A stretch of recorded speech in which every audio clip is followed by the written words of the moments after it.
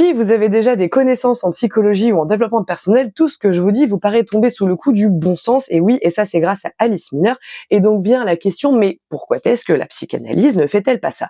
Alors, on va revenir un petit peu aux origines de ce qu'est la psychanalyse. Vous avez tous entendu parler de Freud, je pense que personne ici aujourd'hui ne sait pas qui est Freud, mais bien peu de gens savent ce qu'il a fait avec sa théorie.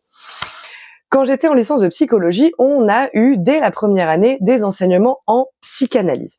Or, moi, dès que j'ai entendu parler des théories qui étaient développées, il y a eu quelque chose en moi qui s'est passé, une résistance où je me disais mais ça va pas. En fait, ce qu'on est en train de nous enseigner, ça va pas.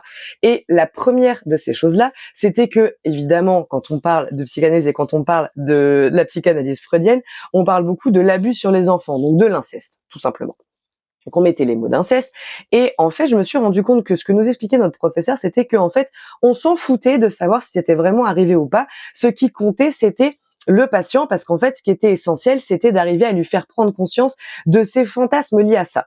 Et là, moi j'avais fini par lever la main en disant mais attendez, c'est quand même super important de savoir si la personne elle a vraiment vécu l'inceste ou si elle imagine qu'elle a vécu l'inceste.